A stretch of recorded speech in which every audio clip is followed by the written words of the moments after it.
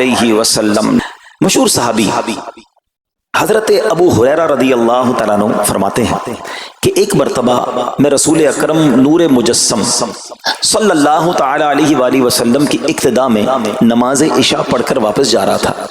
میں نے دیکھا کہ ایک عورت اپنے آپ کو پوری طرح ڈھانپ کر سڑک کے ایک کنارے پر کھڑی ہے اور اس نے مجھے پکارا کہ اے ابو ہریرہ ذرا میری بات سنو۔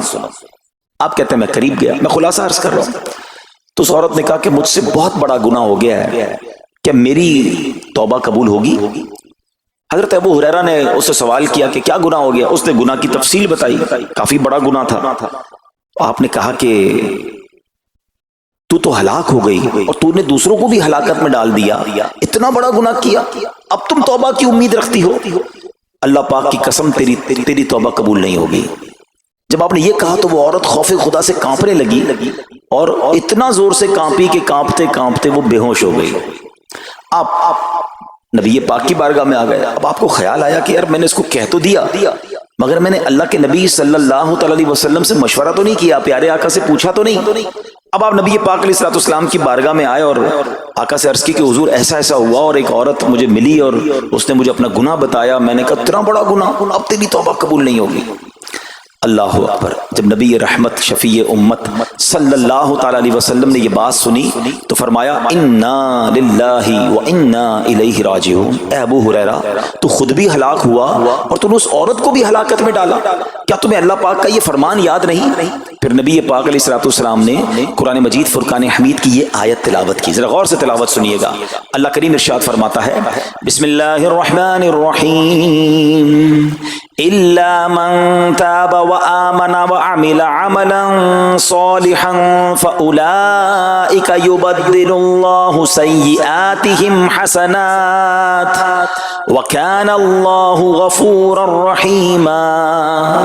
ترجمہ کنز العرفان، مگر جو توبہ کرے اور ایمان لائے اور اچھا کام کرے تو ایسوں کی برائیوں کو اللہ نیکیوں سے بدل دے گا اور اللہ بخشنے والا مہربان ہے۔ حضرت ابو ہریرہ نے جب یہ آیت کریمہ سنی اور پیارے آقا علیہ الصلوۃ والسلام کا یہ فرمان سنا تو آپ کو احساس ہوا کہ میں نے غلط مسئلہ بیان کر دیا ہے۔ آپ پر یہ احساس اتنا غالب ہو گیا کہ آپ مدینہ منورہ کی اب گلیوں میں آواز لگانے لگے۔ ایک عورت نے مجھ سے رات ایک مسئلہ پوچھا تھا، کوئی بتا سکتا ہے وہ عورت کون ہے؟ آپ سارا دن مدینے کی گلیوں میں آواز لگاتے رہے، مجھے اس عورت کا پتہ بتاؤ جس نے مجھ سے مسئلہ پوچھا تھا۔ اب رات ہوئی تو وہ عورت آپ کو کل والی جگہ پر پھر کھڑی مل گئی۔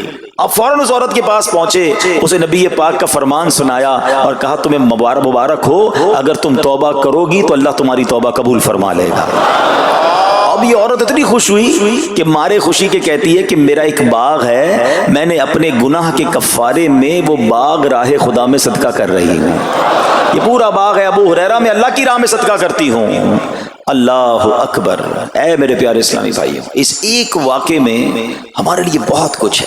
پہلے تھوڑا سا تربیت کے مدنی پھول ذرا سمجھیے کہ اتنی بڑی ہستی ہے سیدنا ابو ہریرہ رضی اللہ تعالیٰ، لیکن جیسے انہیں پتا چلا کہ میں نے یہ مسئلہ تو بیان کر دیا ہے مگر نبی پاک علیہ الصلوۃ والسلام سے پہلے اس کا حکم تو پوچھ لیتا، یہ ہمیں کیا درس دے رہا ہے کہ بغیر علم کے اپنی طرف سے شرعی مسئلہ بیان نہیں کرنا چاہیے۔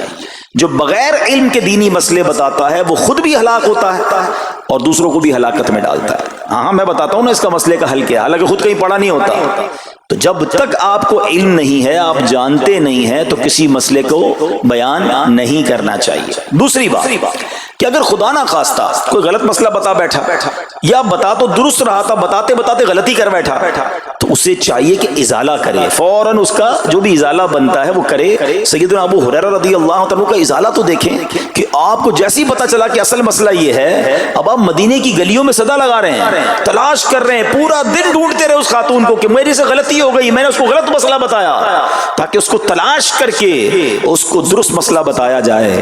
اللہ اکبر۔ صحابہ کرام کی ادائیں بھی کتنی نرالی ہوتی ہیں، اللہ ان کا صدقہ عطا فرما دے۔ اب ہوتا کیا ہے کہ کبھی کوئی غلط مسئلہ بیان ہو گیا یا بیان میں، مشورے میں، درس میں کوئی غلطی ہو گئی، غلطی پتہ چل جائے، اب شرم آتی ہے کہ کیسے کہوں مجھ سے غلطی ہو گئی ہے، میں تو اتنا بڑا مبلغ بن کے گیا تھا، میں نے تو جناب اتنے پبلک میں بیان کیا تھا، اب میں کیسے بتاؤں کہ جناب میں نے یہ غلط پڑھ دیا یا غلط بیان کر دیا۔ حضرت ابو ہریرہ سب سے زیادہ جن کو حدیثیں یاد ہے، مگر سچ بتائیں بات سمجھنے والی پتہ کیا ہے؟